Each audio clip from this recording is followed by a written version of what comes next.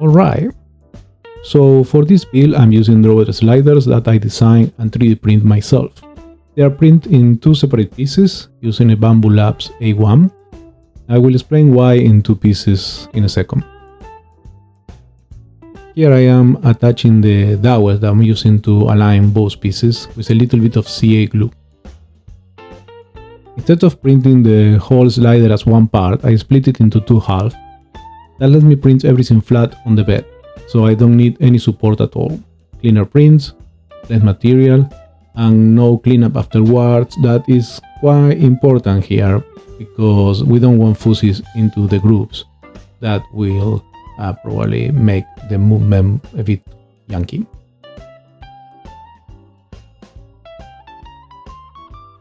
Once both parts are printed, they just snap together, again using those dowels for alignment and some CA glue to glue everything together.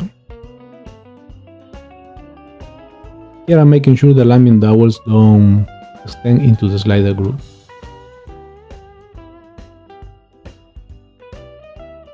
Here testing the alignment of the sliders with the drawers and trying to figure out where exactly I'm going to put the clit. Before attaching any of the sliders, I'm applying a light coat of wax to the contact surfaces to reduce friction, quiet movement, and helps everything glide a lot smoother over time. I'm using 3 screws per clit.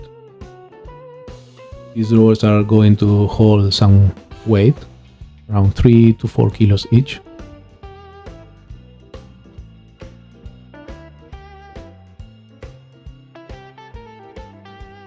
This is going to be the back of the drawer. In the front of the drawer, the clit will be attached to the actual cabinet.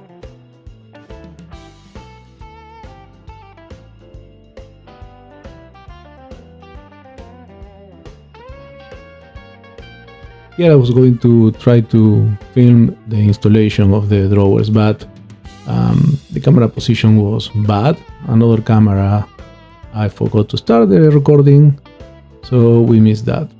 But here we have the full drawers already installed and the action. You can see they are full extension, really smooth, most of them. As they are in those ones, those clits have less tolerance than the final clits that I print for the other drawers. Thank you very much. I see you in the next video.